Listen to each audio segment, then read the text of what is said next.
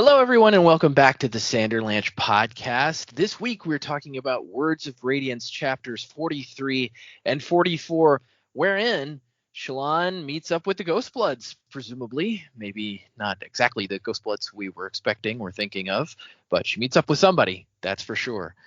And then we move on to Kaladin. He's doing some training. We get a big revelation about Moash, which some of us might have already been expecting. And we also have Shallan coming in to do some sketches of some armor and shard blades. So that was pretty much the whole section that we read this week. So I'm Joe, and with me this week is Data, Jack, and Jamie. Yes, we're all back together again. So hold on to something. The Sanderlanche is about to begin.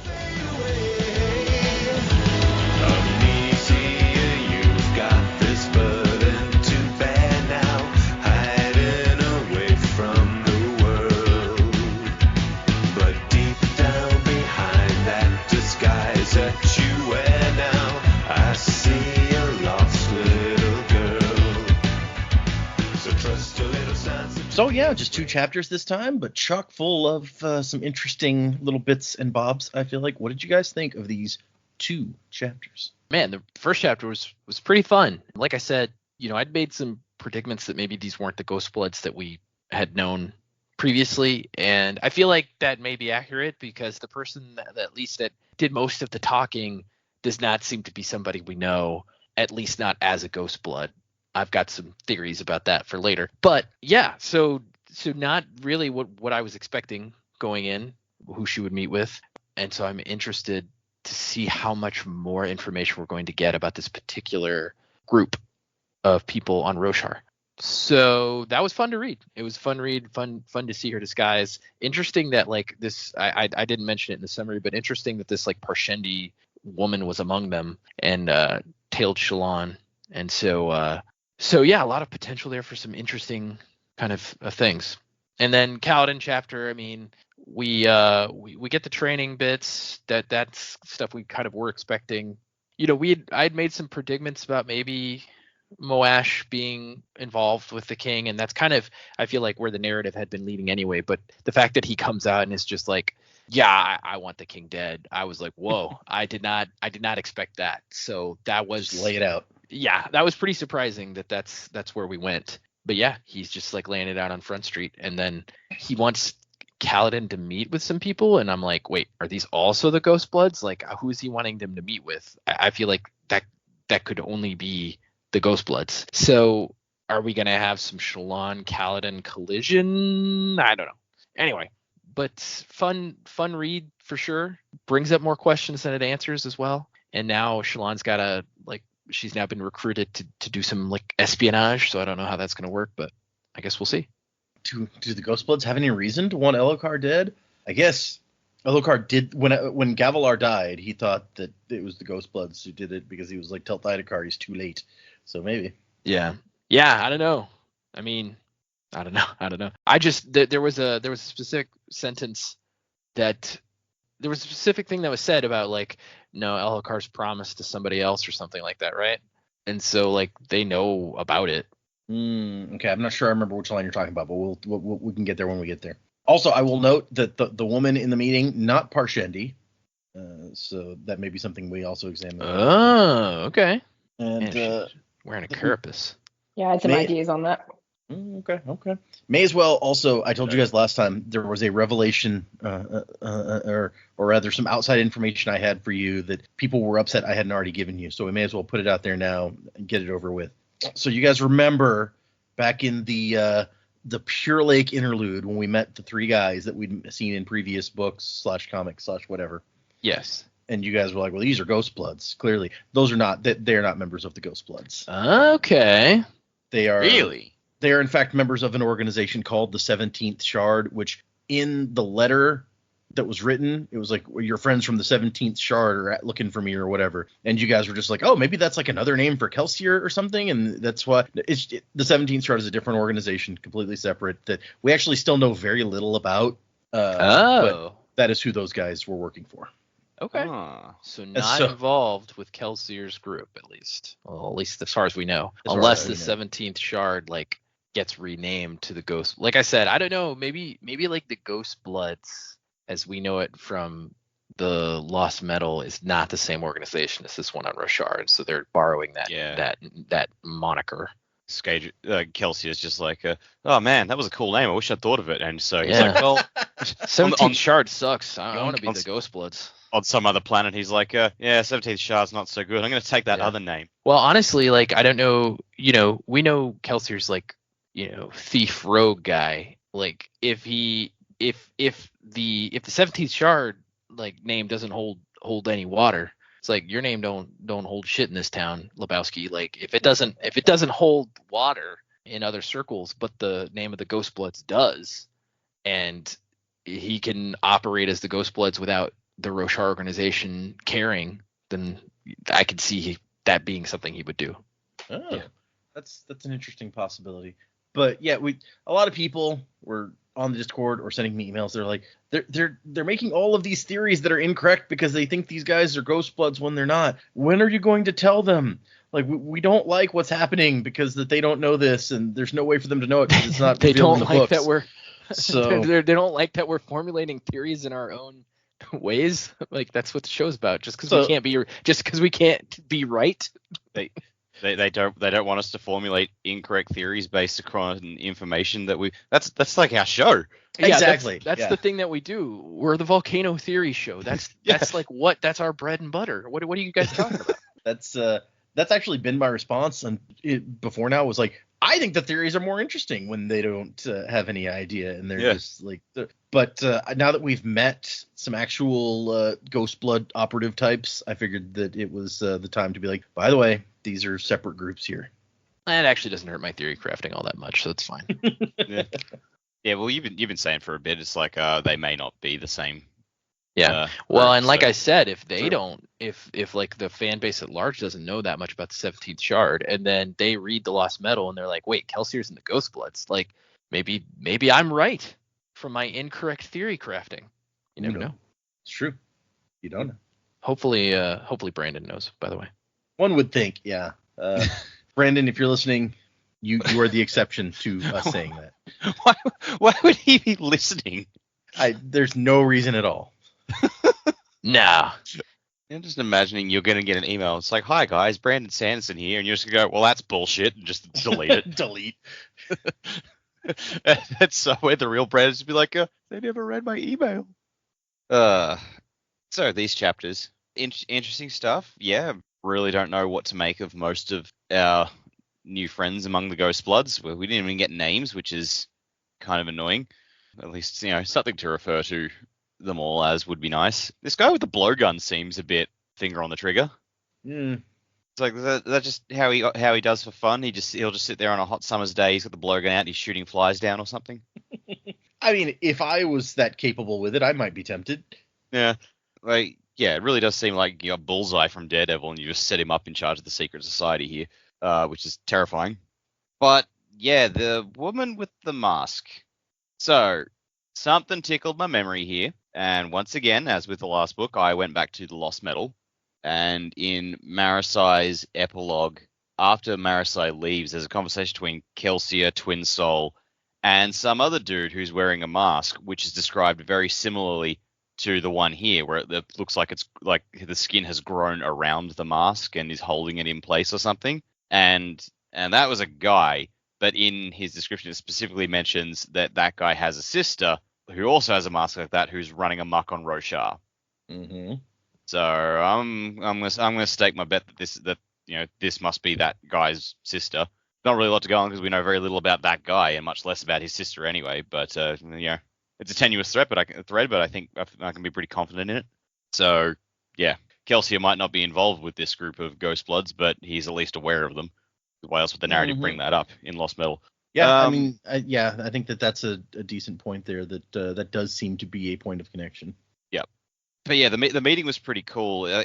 It's nice to see like Shallan, was stuff like in the meeting with the High Lords. She is quite effortlessly getting away with some of her, just bluffing her way through things. And again with the caravans, like she got away with a lot of stuff like quite easily. In this one, it actually felt like no, she's actually quite close to blowing it here. She manages to hang on, but it wasn't just she wasn't able to just like force her way through with ease here. So it was nice to see her a bit on the back foot. She still came out ahead, but she was in real danger here, which I feel like really for the first time in a while. So yeah, that was pretty cool to see. And then the Kelsier chapter. So the training with Zahel was nice. In Kaladin chapter. Yeah, that's what I Kaladin, mean. not Kelsier. If it was a Kelsier chapter, that would have been interesting. Man, I am not good with names this book. I'm mixing up Shallan and Yasna all the time, and now I'm doing this because they both got a hard K at the start. Like, I'm fucked. Need more tea. More soon. Yeah, so, yeah, Kaladin chapter. Training with Zahel was nice. The Moash thing. So I was honestly quite surprised when that came out, just because they've been leaning so hard on Moash must be involved that this is too obvious. You're leaning on it too much. It can't possibly have been him. And then it turns out it was him. I'm just like, oh, for God's sake. Okay, so I don't remember. It probably must have happened at some point where Bran has set something up that is the answer, and he's leaned on it so much that we have to think, well, it can't be because it's too obvious. And then he's just like, oh, actually, no, that is entirely it. I don't remember that happening, but it must have happened before, but it still caught me off guard here. I'm just like, oh, okay. Moash was involved. Great. So I guess that's what happened. I got the character I don't like. I was willing to give him the benefit of the doubt, and look how he betrayed my trust. So fuck you, Moash. Yep, you gave him a chance, and he blew it. Yep. Absolute reprobate. And yeah, he has some people too. I'm like, okay, who's he hanging out with? Is it the Ghostbloods? Is it someone else? Is it probably not Sadeas, but someone adjacent to Sadeas? Because it could be any of the High Lords who have a grudge against what Dalinar and Elhokar are doing. Mm-hmm. Because everyone assumes, oh, we take out Dalinar and everything will go back to normal. But if you take out Elhokar, then what the hell happens? There's going to be a war for succession. Maybe. Succession. Yeah, that's it. Yeah, so Dalinar's family would probably have the most call for the most claim to the throne, but they'd be in that much chaos, and Dalinar's so unpopular, it would probably just lead to civil war outright. So maybe, yeah, people are just going, okay, we can't get to Dalinar. Maybe if we get to Elhokar, and then Dalinar will be powerless because he's acting through the king, not of his own accord. So yeah, could be the Ghostbloods, could be anyone else. Who knows? So many possibilities. It's true. Yep. I'm gonna pull out a couple of things from previous books. One of them is what Dak mentioned, that in the first epilogue, because there's 7 epilogues in The Lost Metal, you get Delaval, who's the Southern Scadrian who's working with Kelsier, and it says, Delaval, like his sister who ran amok on Roshar, wore a mask that he never removed. It was grown in to the point that it was practically part of his skin. So that does sound a lot like what we're seeing here. And in fact, a slight piece of additional information is if we go all the way back to Bands of Mourning, you guys may remember we met Alec. He talks he wears a mask also, but there's different. He explains that there's different groups among the Southern Scadrians, and some of them change masks more often than others. It says that Alec's own people prefer to change masks according to their professions or their moods, but he mentioned another group. One group gave a mask to each child, and those only changed once when they reached adulthood. Alec claimed that these people, called hunters, even grew into their masks somehow, though Marisai found that difficult to believe. So those things seem to line up with what we're seeing here. Mm. And the hunters were the people who sent the original airship that was going up into the mountains to find the temple and crashed, and then years later this new group came that Alec was part of to hunt things. So that's all the information I think we have. Otherwise, there's, like Dak said, there's everyone wants to kill Elhokar, which that's, I guess, how we ended the last book, was Elhokar's like, everyone's going to want to kill me. And Dalinar's like, well, I mean, at least then we'll know who the enemy is. Everyone except Seth, ironically. Right? Yeah. The assassin in white is the only one who's not out to get Elhokar. Who knew? And Dalinar, obviously. There's your unexpected friendship. Elhokar, he flees from an assassination attempt from the High Princes, wanders the waste and bumps into Seth. And he's like, oh, don't kill me. And Seth's like, I'm not going to kill you. And they just hang out together. Know who you are. I mean, he'll know pretty quick. Elhokar's not exactly the one to hide that fact. Elhokar's like, do you not see the crown? Ari, jeez. They're just wandering the waste. And he's like, I'm King Elhokar. And Seth's like, oh, yeah. Sorry I killed your dad. Good to know. Awkward. Yeah. You know The Little Mermaid, where King Triton comes in at the beginning. It's all this fanfare and it's amazing. And then Sebastian comes in and there's this on the kazoo. This is me going, yes, I was also thinking about Scadrial and all those people wearing masks. We'll leave it there. That's fine. I knew when you said earlier, you're like, I have some ideas. I'm like, oh, she's on the right track, I bet. And then Dak said it, and I was like, oh, poor Jamie. It's fine. It's fine. I'm sorry. Yeah, I didn't realize we were predicting in our opening thoughts. But that's cool. Love you. Okay, so I will go. Yeah, the Ghostblood chapter. I liked seeing Shawan. Not to say like a little bit on the back foot. I feel like she's always kind of been in a situation that makes her a bit uncomfortable. She's always a little bit on the back foot, but like actively put into one of those challenging situations that she was working through with Tin. I also really liked seeing how is it light weaving, light bending, light weaving. Yeah, not a bender. Yep. I liked seeing how that worked in a little bit more detail, and then growing into those powers a little bit. So kind of learning how long is it going to last for, what she could do with it. I thought making the wall was pretty cool. Like that's super handy to have. Really unfortunate for her at this point that she has to sketch it. Like she can't just visualize it and make it happen. That's obviously a bit of a limitation for her at the moment, but she'll probably grow into that as well. Yeah, seeing her with the Ghostbloods, I was like, I don't think anything's actually going to happen to her, but they're definitely making it seem like something could happen to her. And the casually like blowing those darts around her as well was like, oh, that's just mean. Just intimidating her, which is, I realize the whole point of what you're trying to do, but it's just mean. Leave her be. I also don't think, like, if Tin had actually gone and was still alive, I don't think all would have been well for Tin. So it'll be interesting to see how much they already know. Perhaps they're already aware that it's not, like, Tin's not around and Tin did not get the message to send an apprentice or anything like that. But it was cool to read anyway. And the fun interactions with Patton. Again, we kind of went through this with Phil early on, like learning sarcasm and things like that. And it just sort of reminded me of that with Patton trying to learn what she meant by certain things. And it was like, oh, I get it. Yep. Cool. The next chapter with Kaladin, I also was surprised that they just came out and said, or Moash just came, like, and Kaladin, that conversation even happened. One, where it happened, but two, they just kind of said it. And I was reading it and I'm going, no, like Dak's been predicting this for too long. Surely they wouldn't just, this is going to be something Kaladin has to work to uncover, right? No, it just all came out. So yeah, that's interesting. Obviously more at play, but we get confirmation of his motive and who he's after. So I don't think anyone was particularly surprised by it, but it'd be, yeah, I'm keen to sort of know who he's working with and who's behind it. That could be quite interesting as well.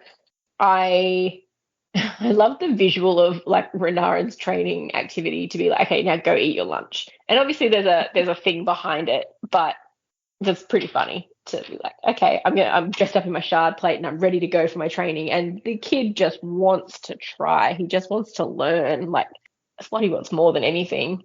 And he's like, okay, now go and be delicate in your big fancy armor. It's a funny visual. But I like that the guys have sort of gotten to train at least around the shard blades. I think that's pretty clever. I'm sure they will come across them at some point again in battle. But, obviously we know there are people with shard blades that are pretty close to the royal family and people don't know they have shard blades. So that's going to be handy one day.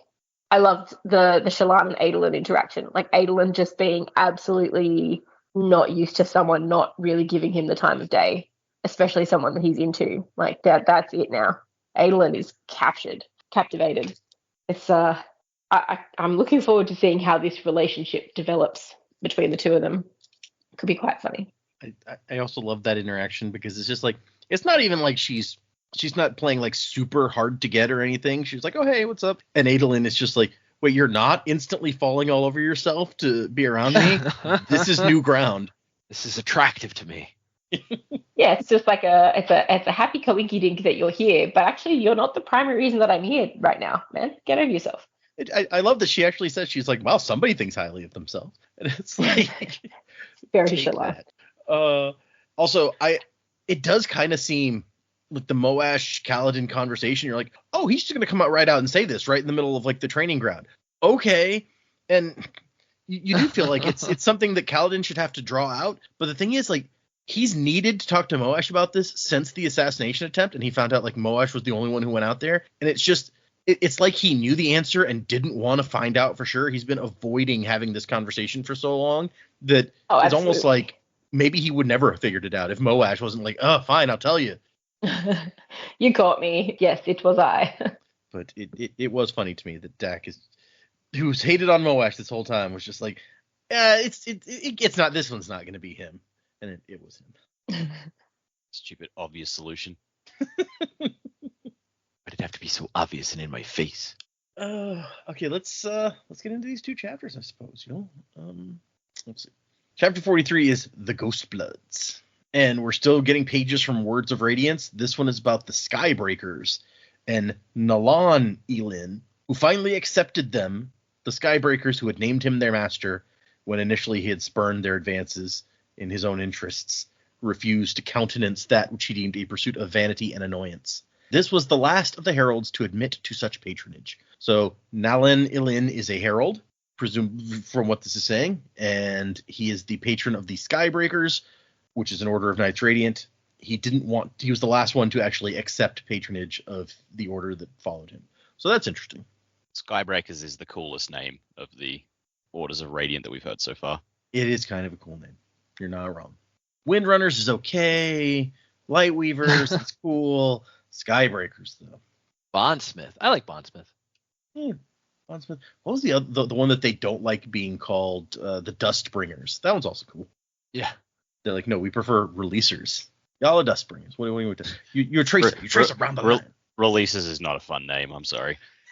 You're mucking with the G, you fucking tracer. Shalon is off to her meeting with the Ghostbloods.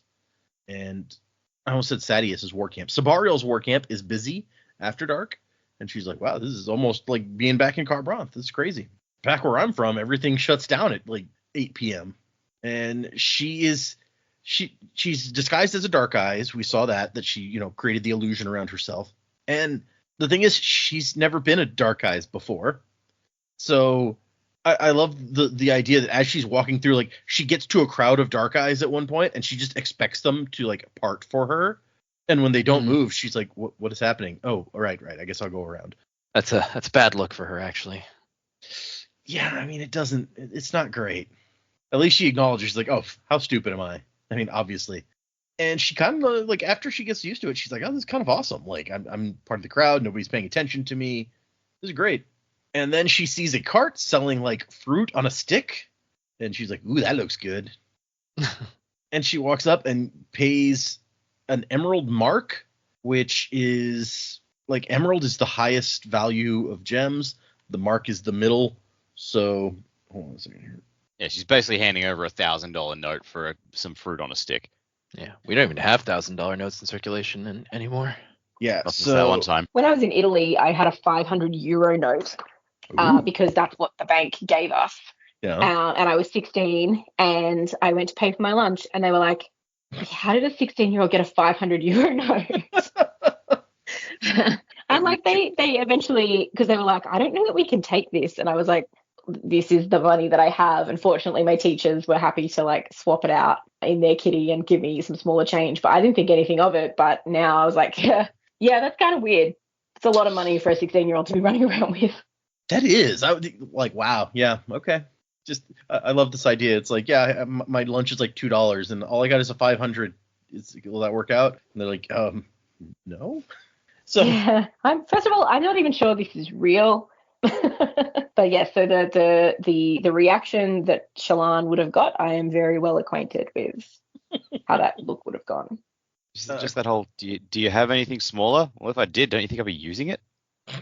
According to the chart in the wiki, the emerald mark that she tries to use is, of all the different spheres, the third highest value. An emerald brome is the highest. It's worth like 4 times what a mark is. But an amethyst brome or sapphire brome is one level down, and that's still worth twice what the one she's trying to use is. So of all the like pieces of currency in existence, is like the third highest value. So the person's just like, yeah, I don't think I have change for this. Shalon's mark is 250 times more than what the thing is actually costs. And she's like, oh no, this is for the fruit, but also for information. And the woman's like, geez, that's an expensive way to get information, but that does not stop her from instantly pocketing the sphere. Like, okay, if you say so. And she gives Shalon directions, and then Shalon has to be like, Pattern, watch for somebody following me. I was just like apparently flaunting ridiculous amounts of money in the middle of the street, and I don't want to get killed because unlike Yasna, if somebody comes after me, I can't turn them into crystal or whatever. You know how I do. I just flash look at this scab flashing his money. That's the requisite number of times. So she finds her way to where she's supposed to go, and nobody's following her. Pattern is confident that if they follow her, they will make a pattern, and he will be able to see that pattern. So more and more, Patton is just saying like, this is a good dude to have on your side. Yeah. He picks locks. He picks out spies.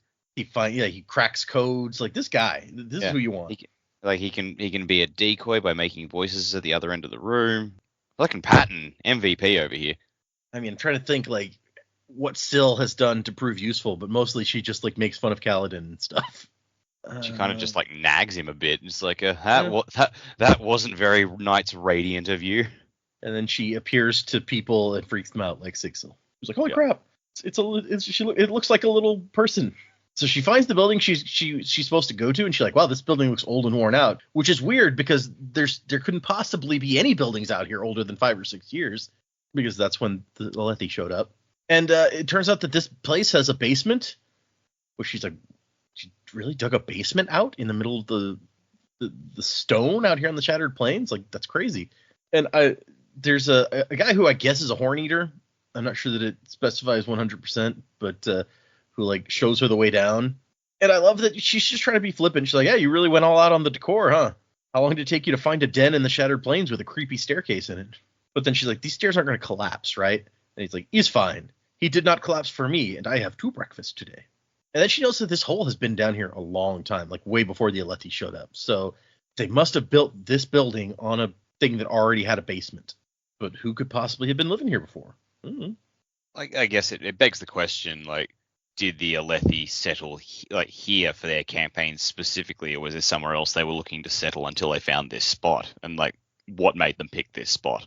So if the Alethi found a place that had a few tunnels and everything already set up, like, hey, like less work for them to do once they actually establish a home base. That's true.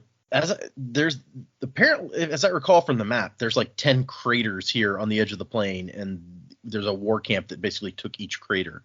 But yeah, if there's more than that many craters around, then yeah, why did they pick these or whatever? And then it turns out that the basement has a basement with a secret trap door leading down to it. Like it just opens. And she's like, all right, I guess I'm supposed to go down there. And the secret basement under the ramshackle like shed in the middle of Sabariel's war camp is actually real nice. Incongruously palatial is how she describes it. Like this huge dining table and goblets with gemstones set in their sides, and like a bunch of shelves with like books and ornaments and glass cases with trophies of some kind in them. Like, this is nice place. And then she sees a guy with straight backed with jet black hair and white clothing, and she thinks that it looks like somebody she remembers from her childhood, but it's not. When she sees this guy's face, his face is pretty scarred up. His face and hands, she notes. Like there's one that runs from his cheek over his lip and like makes it all messed up. I'll admit, when we got to scars on the hands, I thought Kelsier, but then, yeah, no. The rest of the description does not fit. Yeah, I think Kelsier's blonde. I think so. Yeah, I mean, I also was looking for Kelsier in this scene. I'm like, Kelsier? No. Kelsier? No. Yeah. It's a real bummer. The woman with the mask dramatically pulls it off, and it's like, it was Kelsier all along. And so the guy is sitting there with a blowgun, and Shalon has to like dodge out of the way as he shoots a target that was behind her. She hung the target right over the entrance. That's 100% intentional to intimidate people coming in there. And the guy's like, so Tin's not well, huh? And Shalon's like, yeah, that's right. She does not seem the type to let something so trivial keep her from an important meeting. And Shalon's like, ah, crap, he saw through my lie. I better come up with a new lie. And so Shalon's like, yeah, okay, so Tin's fine, but her last job for you guys didn't go exactly like it was supposed to, so she thought maybe she shouldn't come and meet with you. And the guy seems to believe this, but he's not impressed. She reveals herself a coward. He's like, Coward is just a negative way of saying self-preservation. well, yeah, you're not wrong. But he's kind of surprised. He's like, so you came here knowing that I might just kill you for someone else's mistake? And Shalon's like, hey, everybody got to start somewhere, right? You got to take some chances. So if you don't kill me, then hey, I've met some important people she probably wouldn't have introduced me to. And the guy's like, bold. He appreciates this. And then he like waves to a guy who walks over and plunks a big sack of money on the table. He's like, tell me where she is and you can have that money. And maybe I'll find you a place in my organization. And she's like, come on, I'm not that dumb. Like, if I betrayed her for money, you would have no use for me knowing that I would betray you for money also. And he's like, okay, well, what about if I tortured you? I could get the information that way, I assure you. And she's like, well, yeah, but why do you really think Tin would send me here if I knew her location? He's like, oh, okay. She's like, so what would the point of torturing me be? And he goes, well, for one thing, it would be fun. And at that point, Shalon has to tell herself, breathe slowly, normally. You've gotten yourself in with some unpleasant people, apparently. Yeah, this is like I don't think anything's going to happen to Shalon, but something could at that point. And she's just like, I mean, you're not going to destroy something that could be useful. And he's like, oh, you think you could be useful to me? And she says, yes. And he's like, all right, sounds good. And just takes a drink. And she's like, oh, geez, okay, I'm not dying. Good. And that's when a strange person sits down next to her. She hadn't even seen them move. And it is a short, tan-skinned person with some kind of carapace mask tied to his face. She eventually realizes it's a woman. But she's like, in fact, it looks like the skin had started growing around the edges of the mask somehow. Which I feel like that can't be healthy, honestly. And she didn't realize it was a woman at first because the safe hand is exposed. And she's like, oh, man, it makes Shalon blush to see another woman whose safe hand is exposed. And so she sits there for a minute and the guy doesn't say anything. And she's like, Bright Lord? He's like, I'm thinking. I was just going to kill you and hunt down Tin, but you can tell her she would have been fine coming to me. I'm not mad about what happened. That she did not come to explain in person, however, that cowardice turns my stomach. She hides like prey. But then he says, but she sent someone she knew I would not kill. She always has been clever. And Shalon's attention is drawn to the fireplace where she's like, where's that smoke going? We're like 2 levels underground. And this is where she gets a look at the trophies, which some of them may be of interest to us. I don't know how much attention you guys paid to these. There's several gem hearts, which she's like, man, these are probably worth more than my dad's whole estates, but all right. There is a tusk from a white spine, which I don't know that we've seen a white spine. We know that one killed, what's his name's kid back in... Roshone's son. Yeah, Roshone's son, thank you. And the eye socket of something that looks a lot like a santhid, and which she does not like to see. But then there's a few other things. There's a vial of pale sand, so maybe a white sand thing, although sand can come from a lot of places. Well, we know that sand's got particular properties, right? So that's kind of where my mind went. Yeah. There's a couple of thick hairpins, which... Emperor's Soul? Yeah, that's what I was trying to figure out where these things came from. There's been a lot of guesses about the stuff in his collection. One of or probably my favorite one about the thick hairpins is that they may actually be like Inquisitor spikes. Oh.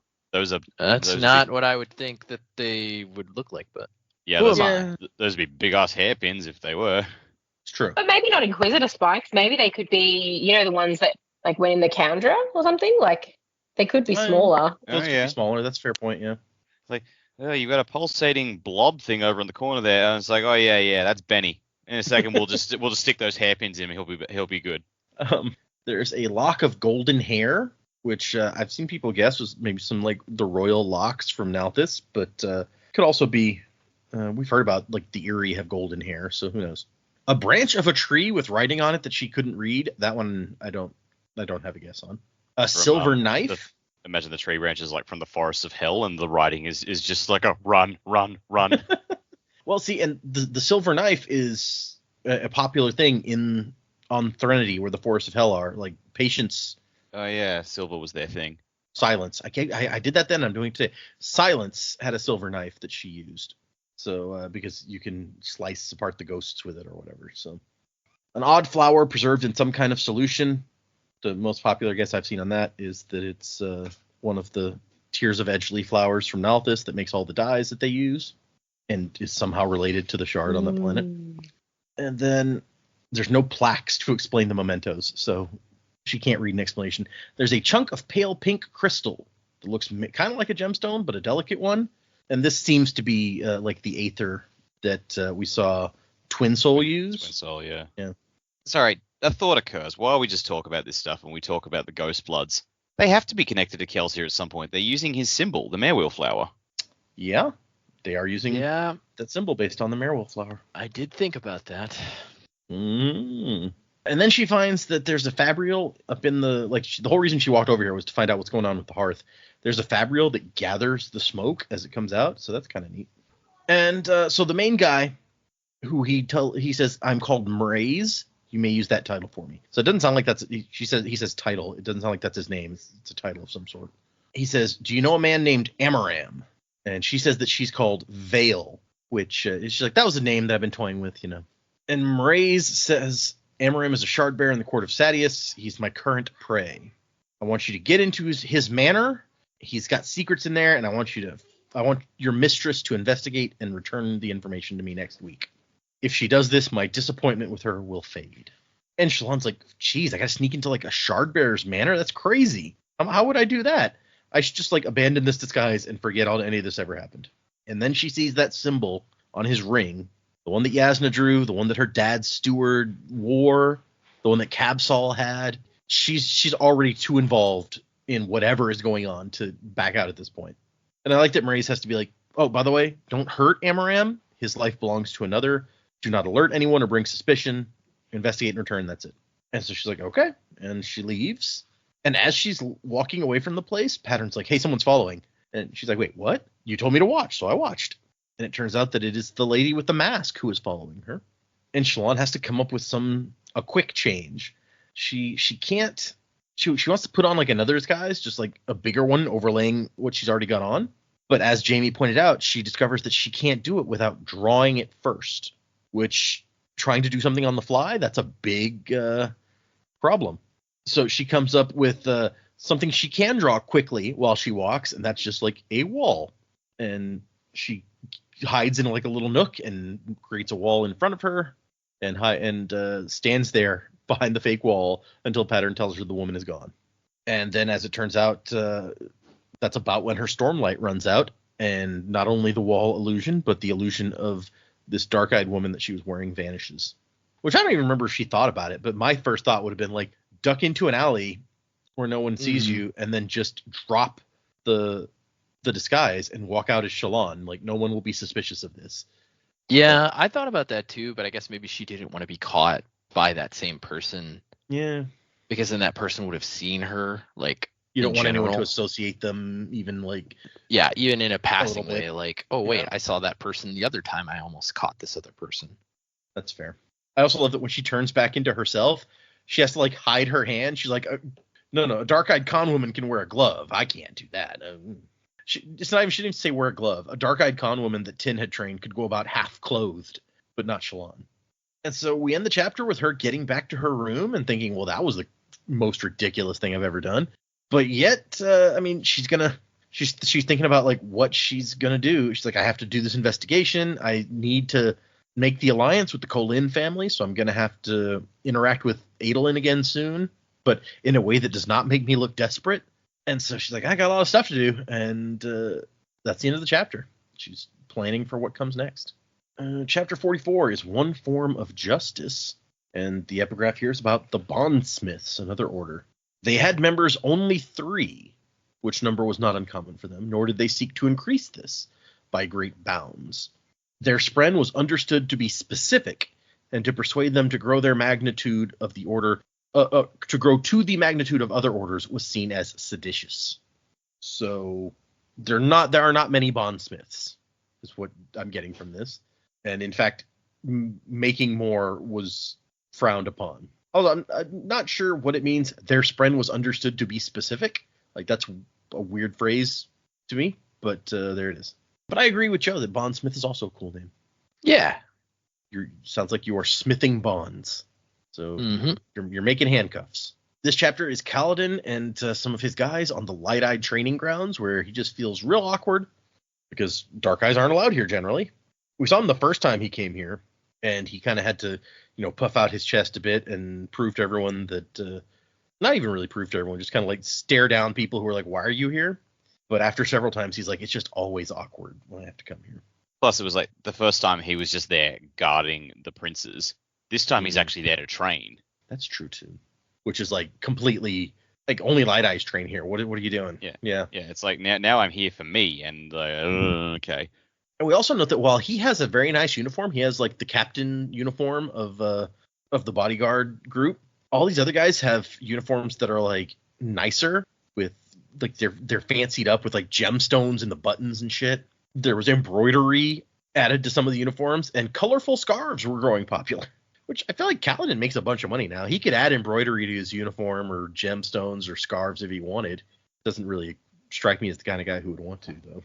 I also sort of struggle with, okay, if this is a uniform and Dalinar is requesting they wear their uniforms, why does he permit, the bedazzling of people's uniforms?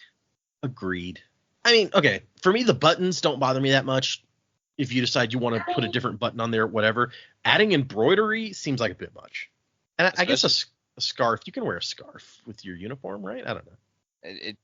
It's also weird because Dalinar's the one guy with shard plate whose shard plate is very not fancy and utility, whereas everyone else blings theirs up quite a bit. It's like, True. Yeah, Dalinar is the unblinged High Lord. Of course, he doesn't have a shard plate anymore. He gave that to Renarin. True. But at the time. Yeah. Does it say? Did Renarin color his? No, I don't look out for that now. I don't know if it said. And so Renarin is now part of Bridge 4. He's like, am I relieved to train today, sir? And Kaladin's like, yeah, go ahead. He's got the uniform. he's ready to go. Go ahead.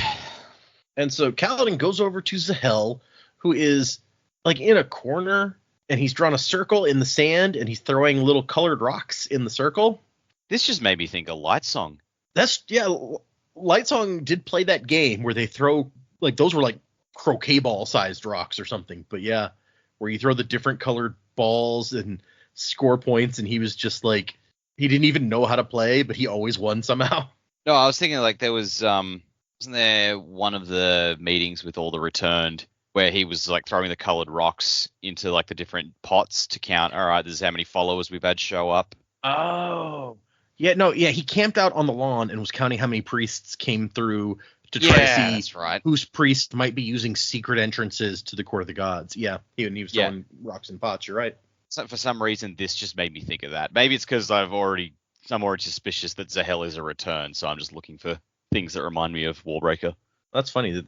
There's two things with rocks being thrown now that came up in that same book with Light Song. Yeah. And Kaladin's like, I'm here to take you up on your offer. I brought 3 of my men also. And Zahel's like, I didn't offer to train 4 of you. And Kaladin's like, I know. And Zahel's like, okay, fine. Do 40 laps and then report back. You have until I get tired of my game. And Kaladin's like, all right, let's go. And then Zahel's like, no, stop. It's fine. I was just testing you to see if you'd obey. I don't need to toughen you up. But boy, you got red on your ears like I've never seen. And Kaladin's like, what? The fuck does that mean? Color. Malthus. And, like, damnation language. I mean, you feel like you've got something to prove. You're spoiling for a fight, and it makes you angry at everything and everyone. And Moash is like, well, yeah. I like that they don't argue this. They're like, and? Can you blame us? We are Bridge 4. The chip on our shoulder is a bridge. Well, I mean, yeah, essentially. All your bridges belong to us. He's like, okay, fine, but I can't have your red ears getting in the way. You're going to listen and do what I say. And Cal's like, yes, Master Zahel. And Zahel's like, no. I'm Renarin's master. I'm just a guy helping you out because I want my friends to stay alive. So, meanwhile, Renarin is dressing up in his shard plate. And Zahel walks over to, he's like, well, you guys wait here. And he walks over to start Renarin on his training. And Yake, one of the bridgemen, walks over and starts picking up one of those rocks he was throwing. And Zahel's like, don't touch my rocks. Okay. Jeez, dude. Have we met Yake before? I don't remember that name. This is an excellent question. Let's see if I can find anything about Yake. This is the first time he's mentioned in Words of Radiance. Let me jump back to... Yes, he gets mentioned a couple times in The Way of Kings. He catches an arrow in the arm on one bridge run. And has to be helped out. Dang, poor guy. But yeah, he gets mentioned like 3 or 4 times in the Oz, but we haven't seen too much of him. So Zahel goes over, and he's, as somebody mentioned, he has set up a table, diningware, and a stool. There's even a tablecloth, and Renarin is supposed to pick up his fork and eat his lunch. And when Zahel comes back, Callan's like, "Oh, you're teaching him to be delicate with his new strength. Yeah, that's clever." And Callan's like, "So when do we?" And Zahel's like, "Keep waiting," and moves off. And I love Teft is like, I like him. And Yake's like, "Yeah, that's because he's almost as grouchy as you are."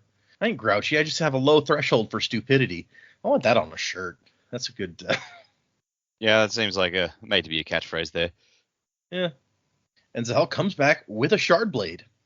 And he puts it in the sand in front of them, like blade down. And he's like, "All right, try it out." And Teft's like, "No, you're not serious." And he says, "Yeah, the morning after your captain came to me in the middle of the damnation night, I went to Dalinar and asked permission to train you each in sword stances. You don't have to carry a sword or anything, but if you're going to fight an assassin with a shard blade, you need to know how the sword stances work so you know how to respond to them. And Bright Lord Dalinar suggested letting you handle one of the king's shard blades. Smart man."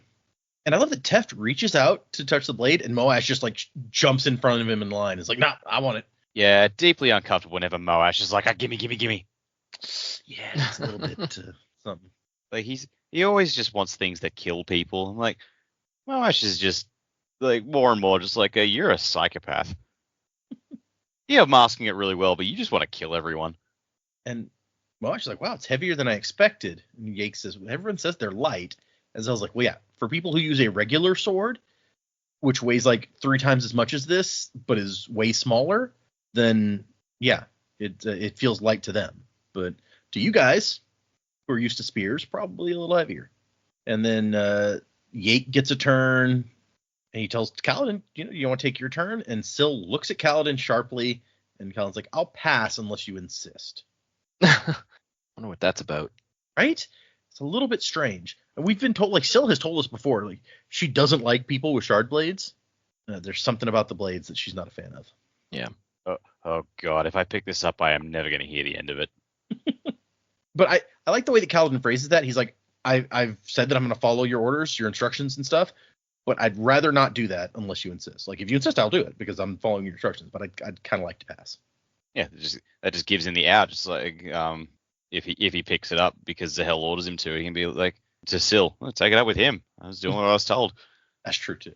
And Kaladin's excuse is, "Those things have killed too many of my friends. I'd rather not touch it if it's all the same to you." So I was like, "All right, whatever." Dalinar's suggestion was to get you used to the weapons, to take some of the awe out of it. Half the time a man dies by one of these because he's too busy staring to dodge. And Kaladin's like, "Yeah, I've seen that actually." "Swing it at me. I need practice facing one down." And so I was like, "Oh yeah, let me get the guard." And he's like, No, without the guard. I got to be afraid." And so Hel has to go get the sword from Moash, who's having a second turn, swinging it around. And Syl comes to Kaladin, and she's like, "Thank you." He doesn't know what that's about either, but he's like, whatever. Small price to pay to keep her happy. But we know from that brief Zahel interlude that he knows Syl is there. He does, yeah. So he can sense her. So I wonder if like he's just standing there and he's even though he can't see her, he knows the look she's just given him. He's like, yeah, all right. I'm not gonna force that any. Can't come between a man and his spren. Yeah, I wonder how much Zahel knows about, like, because I don't think anybody that we've seen is aware that some Spren are as intelligent as like Syl and Pattern. Like Kaladin had no idea that there were Spren that were like that smart out there that you could interact with. So Zahel knows more than a lot of people about a lot of stuff, or at least about some odd stuff. So I wonder how much he knows. Well, yeah, depending on how old he is, how long he's been on Roshar, what he's seen, or what he's learned if he's in with the Ardentia, because they might have access to stuff that is not public knowledge. So there's every possibility he knows a lot more about Spren than even masters like Axes the Collector. Praise be unto him. That you make a good point, because if your theory about him being returned is true, then he could be any number of years old. He could, he could have seen the original Knights Radiant. Yeah. As long as he's got enough breaths to last, 1 breath a week or whatever, he could be around forever. So yeah. Yeah. And again, a breath as investiture, maybe there's a different way on different planets to siphon investiture breath. Yeah, it could be. You just suck on a big old door lollipop and you got plenty of breath. There you go. Well, you got that some of the door in the jar that they had in Lost Yeah. Metal. Yeah. That's my new product. Door lollipops. He's got it in an oxygen tank, and once a week he just puts the mask on his face, takes a big huff, and is like, "All right, I'm good." That's the stuff. I'll be good for another century. I mean, it's basically how Marshall's keeping himself alive. It's just investiture. Yeah, basically. Market some door lollipops. They'd have to like glow or like zap you or something. They'd have to like, yeah. They'd have to do something. Well, you could have get like through the first layer. Maybe it's got like pop rocks in it. Yes, I was about to say you could have like some popping candy. Yeah. And Zahel just takes a few swings at him, and Kaladin's starting to dodge. He's like, okay, you're getting a little bit intense here, Zahel, aren't you? And then Adolin Colin shows up. And unlike last time where he's making fun of Kaladin on the training ground, he just like looks at what's happening, and then he gives him a nod. Like, yeah, good. Carry on. And Kaladin's like, that's cool. It doesn't mean he's not a spoiled blusterer, but whatever. And so Zahel calls over a different Ardent and is like, I got to go train Renarin. I can't hang out all day with you guys. But this person is going to put you through some sparring moves and let each of you face down the shard blade so that you learn to get comfortable with it and not freeze when it comes for you. And this Ardent is a woman, and he's like, man, a woman with a sword. How weird is that? Of course, it's not any stranger than a dark-eyed man holding a sword. And they've got some like wooden practice blades that are weighted like shard blades so that they can practice the different shard blade sword stances. And then halfway through practice, Kaladin just kind of takes off. And he goes over to get a drink of water, but I don't know that he ever comes back. And at one point, like the Ardent like looks over at him, but apparently he's like intimidating to the Ardent somehow, and they like don't mess with him. Maybe it's just that he's so grumpy, you know. And that's while he's getting his drink of water, he looks over and sees some light-eyed woman has shown up with red. Oh crap! And he's thinking he doesn't bear a grudge about the boots, which I don't know that I believe that's true, but whatever. It's simply typified how light eyes look at men like Kaladin as playthings. You can take what you need from them and not give it another thought. She's just like Rashon and Sadius and all that. Not even evil, she just doesn't care. And Yate comes over to get some water. He's like, not bad. And Kaladin's like, not bad at what? Not bad looking, Captain. Jeez. And he's like, it seems like sometimes the only thing you think about is who has to be on duty next. I love Syl is over to the side like, yes, thank you. And Count's like, she's a light eyes. And Yake's like, so? A light-eyed lady can't be attractive? And Count says, no. And Yake's just like, okay, you're weird. Whatever. But Teft is sitting here like, you think we need to worry about her? Like, foreign woman just shows up out of nowhere. All of a sudden, I mean, she could be a good assassin. And Cal's like, wow, actually, that's a really good thought, Teft. I hadn't thought of that. Which, I mean, we know she has a shard blade, so she's an even better candidate than he thinks. That's the perfect excuse to get her the fuck away from the people I'm protecting. And that's when Adolin comes up, and Cal's like, what's she doing here? And he's like, she came to watch me spar, probably. I usually have to kick them out. You know, girls. They want to gawk at me while I fight. I mean, I wouldn't mind if it were allowed, but... The bloviating. They'd clog the entire grounds every time I came. Nobody would be able to get any sparring done. This guy. So full of himself. Not only that, but then, like, when Kaladin just, like, raises an eyebrow at him, he's like, what, you don't get girls coming to watch you spar? Little dark-eyed ladies missing 7 teeth and afraid of bathing? Like, why do you have to be so condescending? Like, whatever. And Kaladin's like, next time I let the assassin have this one. And I like that Adolin laughs at his own joke there, and then his laughter kind of trails off awkwardly because he realizes, yeah, nobody else, I mean, Kaladin's the only person here. It was like, nobody else finds that funny. And Aelin's just like, we'll still have to kick her out, though. We can't set a bad precedent. And Kaladin's like, you're really going to just, like, have a betrothal to a woman you've never met? And Adolin's like, I mean, things always go so well at first, and then they fall apart. And I can never figure out where I go wrong. And then he realizes who he's talking to, and he's like, whatever. And then they see Shallan go off and talk to one of the Ardents. And Kaladin's like, oh, yeah, came to watch you, obviously, huh? And Adolin's like, shut up. And Shallan's reason for being here, that she's giving to this Ardent at least, is that she wants a project to work on her own time. And apparently the sketches that exist for some of the armor and swords that are out there are just terrible. And the Ardent's like, wow, you're really talented at this. Okay, yeah. And that's when she notices Adolin, like, oh, hey, I didn't see you there. My, you do loom when you wear that armor, don't you? The Ardent's going to let her stay to sketch shard plate and shard blades in the war camp. The king's current accounting of shards includes many rough sketches, but few detailed drawings. And Aelin's like, oh, so I suppose you're going to need me to pose for you, right? And Shallan's like, actually, we've got lots of sketches of your plate, thanks to your mom. First, I'll do the king's plate and blades, which nobody has thought to sketch in any detail, and then I'll move on to others. Question. When she says thanks to Aelin's mum, does he mean the mum who no one seems to know like Dalinar doesn't know anything about anymore, or does she mean Navani? Presumably she means his actual mom, because when she encountered Dalinar and Navani earlier, she's like, they're brother and sister, right? There's like a weird vibe here. Like, I don't think she knows kind of what's up there. Yeah. I wasn't sure because like sketches and information and cataloging and stuff of shards and stuff, I could absolutely see Navani doing that. So that just threw me for a second. Yeah.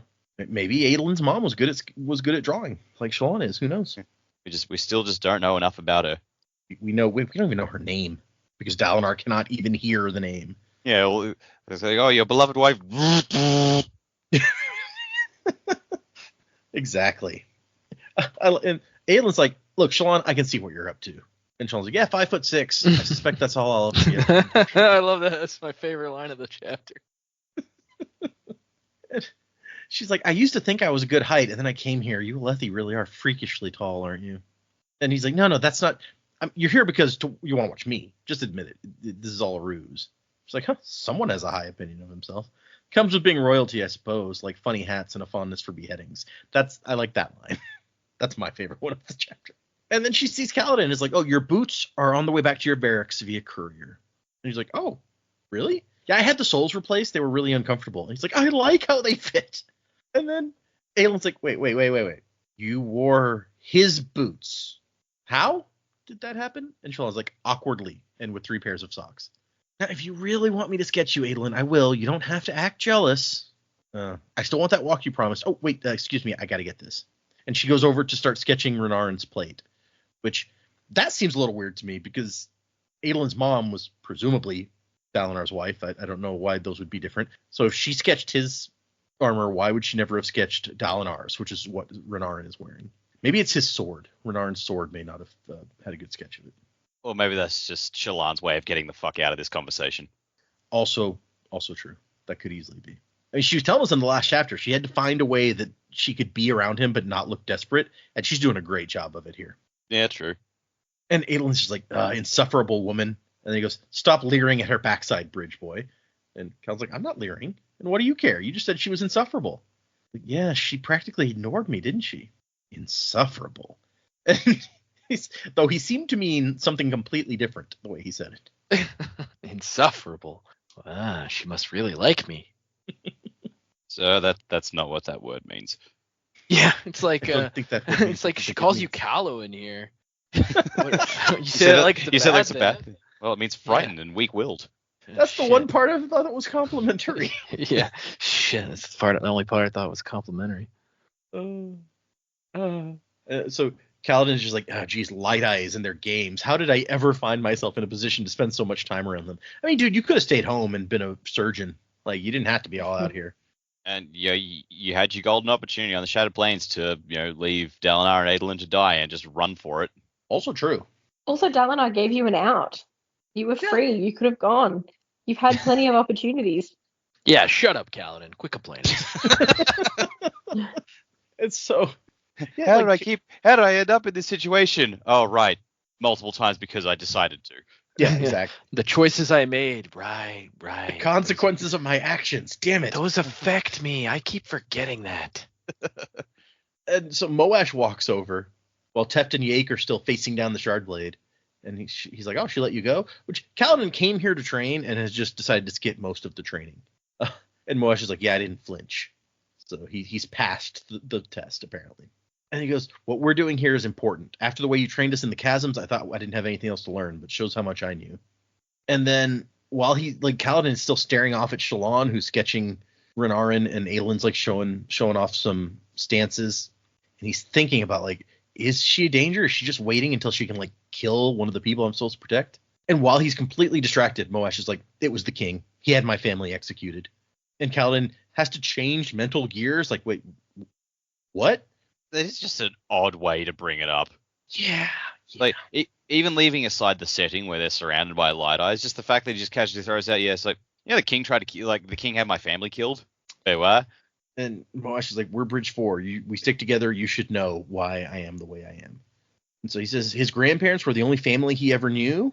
And while he was away working a caravan, there was an important light-eyed guy who, like, his grandparents run a silversmith shop.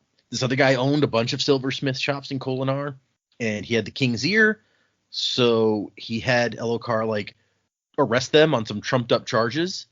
And they were important enough, kind of like you can remember Kaladin's dad talking about, like, he was highly ranked enough where Rishon would have to, like, have a trial if he wanted to take these spheres. And Kaladin's dad had the documents to prove that the spheres were legally his, so Rishon wouldn't be able to get them. And so Moash's family was also highly ranked enough that they would have to have a trial of some sort. And Elokar's like, oh, yeah, things are a little backed up right now, so we'll get to that trial when we get to it. And he left them in jail for months without signing off on the paperwork until they died. That's so sad. That's awful. That is awful. Yeah, it's bad. So, I mean, it's hard to blame Moash for wanting to kill the king when the king had his 75-year-old grandparents thrown into a dungeon until they died. That's super messed up. And it's funny to me because it's like, clearly Moash wasn't inheriting this business. He didn't want to learn it. And they were 75 years old. Like, if you wait a while, the problem will be taken care of. There's no need to go out of your way to kill some 75-year-old people because they run this business that's a competitor for you. You just, like, wait 5 years, my man. Yeah, I have questions about Moash's story here. So, like, a few things about it just don't quite ring for me. Oh, like what? So I don't know. I feel like some details are being left out. We know Moash is very, like, he hates light eyes, but I feel like he skews narratives to fit his view. So yeah, I thought to myself, why would some random silversmith have the ear of the king? If it was some other high prince or some other bright eyes, I could sort of get it. But this one random vendor knows the king well enough to get him to agree to do this. Like, something about that just doesn't seem quite right to me. So I'm wondering if maybe it was some other high lord that worked for the king, and now Moash is just blaming the king for it because likely the orders had to come from the top. Or if there's some other details about this that Moash just isn't telling us, whether or not he even knows. Like, I don't know. Something about this isn't sitting right with me. Maybe it's my bias against Moash and that's it. But yeah, I feel like there's something else to this that we're not being told right now. Interesting. I mean, if somebody owns several silversmith shops, maybe it's just like a wealthy businessman who you could see, like, if one of the wealthier guys in town, he could have a relationship with the king. I could see that politically, But yeah, you're right that, like, some random silversmith, that wouldn't make any sense. Yeah. Plus, like, I know we don't all have the highest opinion of Elokar, but he doesn't strike me as someone who's very progressive in terms to dark eyes rights and that sort of thing. But he's never struck me as someone who would just throw someone in jail on trumped up charges and leave them to rot. And again, we've seen a lot more of Elokar than Moash will have, so we have a bit of a advantage in that perspective. But even so, I'm just like, that doesn't sound like Elokar to me. So if he'd said Sadius did this, I would believe this, no questions asked. Yeah. But I don't know, like, that doesn't seem Elokar to me. Interesting. Yeah. I mean, I'm not going to say you're wrong. We haven't seen Elokar throw anyone in jail that I can think of, but yeah, I mean, the fact that he mentions, like, it was the king did this, I assume this has to have happened after Gavilar died. Actually, I think he talks about it. He says that Gavilar was out on the plains. Oh, okay. He was actually on a convoy to bring things out to the plains. Elokar was in charge of the kingdom while Gavilar was out doing stuff. Right. Okay. So the prince was acting in the king's stead. I don't know. I mean, it could have been Elokar's wife. By all accounts, she was an awful person. I mean, she's still in charge back in Kholinar. I keep forgetting that. Another character that we just have barely seen anything of. It's true. Does he say how long ago this was? That's interesting. I mean, Elokar is not that old. He might have been really young at this point. I don't know. He could have been a shitty teenager. That's entirely Yeah. possible. And like if it was before Gavilar died, he doesn't have his healthy dose of paranoia. You'd think Also true. like if it happened after Gavilar died, it's like man's already paranoid about assassinations. He's not going to make more enemies, or at least not consciously. Interesting point, yeah. But yes, he's like, that bastard killed my family, murdered them to keep his secret. He was like just helping out his rich buddy or whatever. I came home from my trip with the caravan to an empty house, and the neighbors told me my family was 2 months dead. And Colin's like, so now you're trying to assassinate the king. That night on the balcony, did you make it look like a sharp blade cut the railing? And at this point, Moash is like, we shouldn't talk about this here. Well, yeah, no shit, man. It's like, you started it. And Colin's like, dude, we've been hired to protect that guy. What the hell? And Moash is like, no, our job is to keep Dalinar alive, and I can agree to that. He doesn't seem too bad for Light Eyes. The kingdom would be better with him in charge, honestly. And can you really tell me you don't think that's true? And Cal's like, but killing the king. He's like, no, not here, man. And Cal's, I can't just let it go. I got to tell somebody. And he's like, what, you're really going to tell? You're going to turn on a member of Bridge 4? When the member of Bridge 4 is about to commit regicide, you bet your fucking ass. Yeah, we're protecting that guy. That's like our whole job. So yeah, we were hired to protect Dalinar. We were hired by Dalinar, and our orders from Dalinar are to not let Elhokar die. Idiot. And like Kaladin has given, like, put his personal honor on the line with Dalinar, saying that like he can do this. Yes, like my relationship with people on Bridge 4 is very important, but like you're asking a lot here, dude. And Kaladin says that he won't turn you in if you agree to stop. You got a grudge with the king, whatever, but you can't just try to, Christ's sake, Moash, no more regicide. Which also, like, your duties should probably change a little bit. I think that's honestly a decent compromise, where he's like, okay, you tried to kill the king. I get that. I will agree not to turn you in if you agree to not do that again. That's being generous, honestly. I don't know how you explain to Dalinar at that point that you've discovered who's behind the attempted assassination, but I can't tell you who. I promise it won't happen again. Like, what's that? It's like, I know who did it, but I can't tell you who did it because I made a promise. And Mosh is like, well, what am I supposed to do? What kind of justice can a man like me get on a king? What am I supposed to do? Not commit regicide. And then Moash says, I'll stop for now if you agree to meet with somebody. And Khal's like, who? And he's like, no, the plan wasn't my idea. Other people are involved. All I did was throw them a rope. Just listen to them. Listen to what they have to say.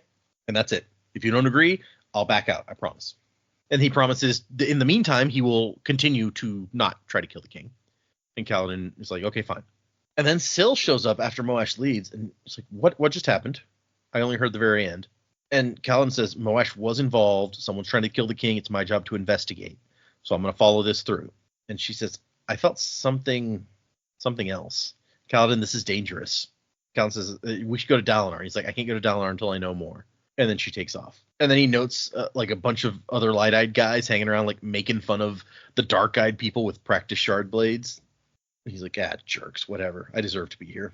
Like, I won a shard blade. So, I mean, you can say that. He says, Syl, you're an honor friend. Does that mean you can tell me the right thing to do? And she says, definitely. It's like, yeah, 100%. Is it wrong for Moash to try to kill the king? Yes. Why? Because killing is wrong. And he's like, well, I killed Parshendi. What if one of them had their own honor spren? And she says, no, Parshendi can't become Surge Binder. And he's like, well, just pretend. At this point, all they're trying to do is survive. The ones who were responsible for Gavilar's death may not even still be alive. Their leaders were executed back in Alethkar. So the common Parshendi guy out here fighting, if he had an honor spren, wouldn't it say that he's doing the right thing to protect his people?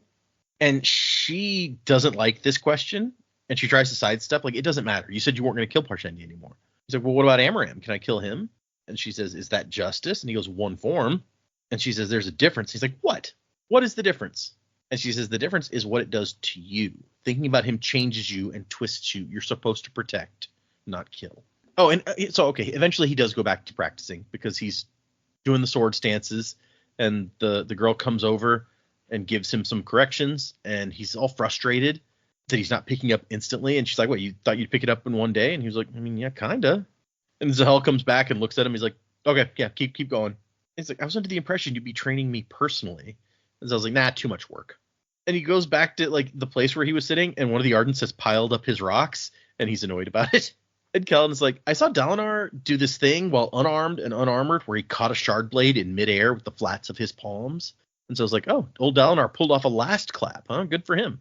Well, can you teach me? He's like, no, that's a stupid maneuver. When it works, it's because most people don't learn to swing shard blades with as much force as a regular blade. And usually it doesn't work and you die.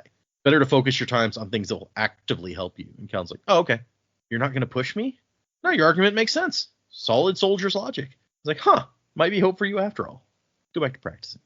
And I don't know if you guys looked on the next page after the end of the chapter, but you get a couple of you get some really nice detailed drawings Shallan has made of guys in shardplate, and Firestorm, the blade of King Gavilar, which does look very fiery, and Sunraiser, the blade of King Elokar, which is a very long, thin blade with a bunch of like glyphs on it. It's kind of interesting. But I want to go back to the last clap for a second. So does it make sense to you guys why that worked in the first place? Thought it was lucky timing. Obviously, I mean, the like way Jamie that said, it's all about timing. But right, the way Zahel made it sound was that because the forms for wielding a shard blade actually make the blade go slower because they want to make sure they're not just like slashing through. To me, it'd be like wielding a lightsaber, right? Like you're gonna go through it. It like you're gonna meet some resistance, but it's not gonna be as much as an actual blade. So I guess Gavilar had somehow like trained himself to predict that kind of swing from a shard blade, knowing how to fight against one, and so he did that. Unless there's a magical reason that it worked. So shard blades can cut through anything, right? But we can tell from clapping your hands on the side at just the right moment, stopping the blade, that you can put pressure on the sides to stop the blade from moving, and it can't cut because you're not hitting the sharp part of the blade, right? Reasonable. I say this because at one point it became a brief but very popular meme in the fandom to talk about if you've seen a knife that is used for cutting cheese, they often have holes in the middle. And that's because when you cut through a big block of cheese, it will exert pressure back on the blade and it can stop it in place. Like you can get it stuck in the block of cheese that you're cutting because of the pressure from both sides pressing in on it. And the hole in the middle kind of helps to stop that from happening. So people are like, well, wait, could a block of cheese stop a shard blade? And then there were jokes about like cheese armor and sure, it became a big thing for a while. As you do, cheese armor. People's brains work in mysterious ways. It's true. Yeah. You get some fun questions in the fandom. People thinking crazy stuff. I had to bring up the question that somebody asked. Somebody goes to Brandon in 2022, would a big block of cheese stop a shard blade? All I can think is how hard it is to cut cheese with a knife, no matter what shape it is, because the cheese forms like suction on the sides of the blade to make it harder to cut. Would that be a problem for a shard blade? And Brandon says, when I first designed shard blades all the way back when, I had in my head an extra like defrictionizing to the shard blade itself and some little bit of magic going on to allow them to actually cut at the level I wanted them to. Because it's not just cheese that would do that. Cutting through stone, even if you have the sharpest thing in the earth, that stone, it doesn't work as easily as it would if you were just extra sharp. So shard blades are magically good at cutting to the point where they would cut through a block of cheese as easily as something else, or a wheel of cheese, or a giant thing of cheese. So, and then somebody goes, well, wait, so based on that answer about the cheese, how did the last clap thing work? And this is like 4 days later, according to this. Somebody's like, so you answered this question on a live stream about the cheese. How did the last clap thing work then? And Brandon goes, okay, I have to admit, since the cheese question was asked, I've been giving it some thought. I'm not sure if it has to be cheese, but any object sufficiently thick but also pliable that it's going to press down on the blade while it's cutting is going to create drag on the blade. And he goes into like a whole thing. He's like, based on my understanding of physics, you'd have to be able to like vaporize a little bit of matter while you're cutting through it in order to like give space for the blade to cut, like a big piece of stone or something. And he goes into more stuff on it, but it was funny to me, like how in depth they got him to think that he's coming back 4 days later and is like, I've been thinking about the cheese thing, and here's my thought on that. So when we got to the description of the last clap, I wanted to share that with you guys. This is far complicated, something I did not think was complicated. Yeah, right? No. And so, like, okay, now we're using the shard blade to cut through, say, someone's arm. there's going to be things they're gonna act on the blade there. Is it different because the arm's alive? Like if the cheese were alive, would it be easier to cut? These are the questions I now have for Brendan.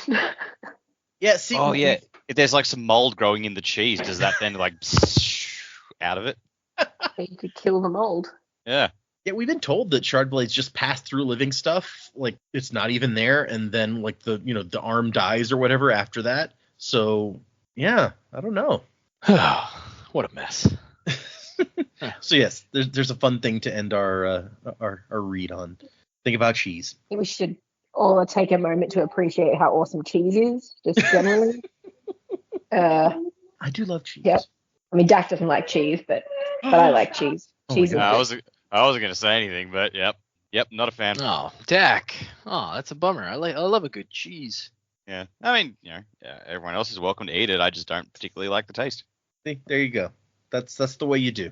Yeah, the only thing I can really have cheese on is a pizza, because then I can't taste the cheese. I was wondering when you said you don't like cheese. I'm like, are you not eating pizza? Like, you poor man. No, I love pizza, but yeah, it's like also mozzarella is not exactly the strongest flavor of cheese, so I can't taste it. I can I'm being overwhelmed with all the flavors of the other good stuff. Mozzarella is almost more of a texture thing at that point, but got a little flavor. And yet, when I made cottage pie last night, I did not put mozzarella on your part of the cottage pie. I appreciate the effort you go to for me. Oh, But you wouldn't be able to taste it. It would be overwhelmed by the other good stuff. I was thinking about making some cottage pie. I made shepherd's pie a while back, and the kids weren't big fans. But I was like, maybe if we do cottage pie instead of the shepherd's, they would maybe the change in meat will make it okay. Also, I should point out before we move on, if you do look at the drawing with the blades and stuff, there's one little in on the left side. There's a picture of presumably Adolin with like his visor lifted so you can see his face, and underneath it, Shallan has written "sigh." Oh my god. That's awesome. Okay, let's move into predicaments, you guys. We're gonna do just 2 more chapters for next time again. So another. This one's actually a decent amount longer than the 2 chapters we read this time, and actually I quite like this next section of reading. So I hope you guys will. Oh, excuse me. I hope you guys will enjoy it also. But we're reading chapters 45 and 46 for next time, and those chapters are titled. 45 is called Middlefest, and 46 is called Patriots. There we go. Wow. Okay. Middlefest. I don't know. A festival. I feel like that's got to be Middlefest. Yeah, I feel like that's got to be Shallan related in some way. Again, maybe another flashback or something. I don't know. I can't think of anything festive. The Shallan seems to be the only one that has like a positive attitude right now. So Middlefest, Shallan. Let's go for it. Patriots. I feel like that's going to be back to like Kaladin thing. Maybe him dealing with Moash, trying to figure out what they're going to do in that situation. And maybe we get some movement on him, like meeting with Ghostbloods or whoever this organization that he's talking about is. So that's what I'm going to go for on that. On to my bigger predicaments. So I will admit that I may have had, if I'm right, because I don't know that I'm right, but I may have an unfair advantage as far as to what I'm about to predict, because I went to the second annual Dragonsteel Con. When we were at that convention, there was a like booth that was like Hoyd's collection or like something like that, and it was like a little tent where you'd go in and there were all these items. And I tried not to read what the items were because I didn't want to spoil anything, but like Data specifically pointed stuff out to me that's like, hey, this is from this, like stuff we'd already read, right? And so this collector guy, there's also a point in the chapter where Shallan says he looks somewhat familiar. So I think Collector Bro, Moraes or whatever his name is, I think it's actually Hoyd. Oh, okay. Oh. And I'm basing that off of Shallan's statement about him looking familiar, because I feel like almost anytime Hoyd shows up, it's you get that somebody's like, this person looked familiar, yada yada yada. Like I feel like that's something that we've seen in several of the different books when he shows up, and so I think that it's him. What he's doing in that role, I don't know. That's the part that I'm confused about. And that's why, like, I think it might give more credence to my theory that the Ghostbloods specifically of Roshar are not the same Ghostbloods. And I don't know who's borrowing from who, right? Like, I don't know if they're using the Merewolf flower symbol. I almost wonder if like these people on Roshar are running around using Kelsier's organization's name as opposed to. But then we have our other characters that we know of that are in the 17th shard, so maybe it's the other way around. Maybe the Ghostbloods started as Roshar with these folks, but I think Mraize is Hoyd. Based on those two pieces of information that I have. That's my probably biggest predicament this for this section, because we met this new character and I'm like, wait a minute, he collects stuff. And even before going to that convention, we kind of had like tossed around the idea that Hoyd is going around to all these different planets collecting like investiture items. And so, especially if like some people in the fan base think that the hairpins are spikes, which again doesn't make a whole lot of sense to me because hairpin and a spike does not seem like. But I envision the spikes being much thicker, but maybe they're not. I just don't know why you'd call them spikes if they weren't thicker. Like I'd call them like needles if they were that thin, And so I think that's kind of like where I am at that. I think that's got to be Hoyd. And then as far as the rest of it, yeah, like there's got to be something. I mean, obviously we know there is. She doesn't like Syl doesn't like shard blades. So like, what is the real reason? Is a shard blade? I'm trying to think. Like, do the shard blades harm Spren? If so, like, well, I don't know, because Pattern seemed fine with Shallan using a shard blade, but Pattern even seems to have encouraged it at some point. So. Yeah, Pattern's a little weird though, and we know that also there's true. Yeah. Yeah, and also we know, like, we're starting to realize that Spren may not be from like all cut from the same cloth of God. So like there may be differences there between, and maybe you could say it this way, because Syl said it this way, right? She's like, you're supposed to protect, not kill, or whatever. And maybe in the Honor Spren mind, it's like shard blades can only destroy. They can only kill. They can't protect. And because he says, well, sometimes you have to kill to protect. And she's like, nah, that's not how it works. And so maybe that's like the issue, is that by her nature, she opposes the blade because it destroys. And we've seen opposing forces like that in Investiture before, right? Like when we talk about Scadrial and we talk about Ruin and Preservation, like they're almost direct opposites. And so if we've got these two different types of investiture, if the shard blade is invested, which I assume it is based on the fact that it has magical powers, seemingly, maybe whatever is fueling the Honor Spren investiture is opposed in nature to that blade investiture. But anyway, that's kind of my big theory, and then my little tidbit this week. Yeah, as far as what I think is going to happen next, like I said, I hope we get some movement on this whole Moash thing, because us learning that Moash tried to kill the kings, like for sure, it's like, okay, well, something needs to happen now, because that's not good. It's not good. It's true. Yeah. And also, he probably didn't have an assassin before, but now he definitely does, and it's Moash. Like, so now it's just feeding into Elhokar's like paranoia. It's true. Yeah, that's not good for your paranoia when someone is actually trying to kill you. No.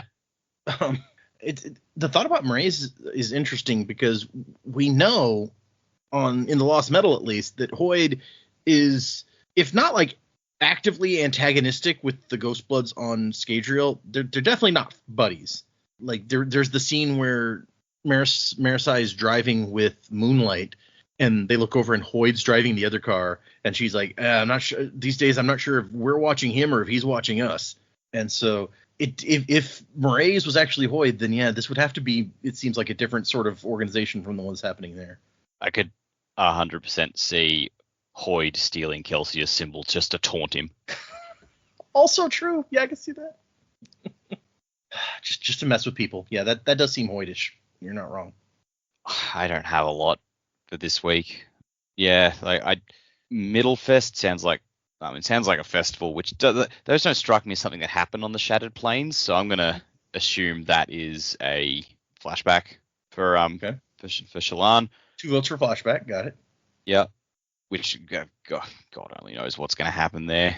I don't really know where her flashback story is going at this point, so we'll just have to wait and see on that.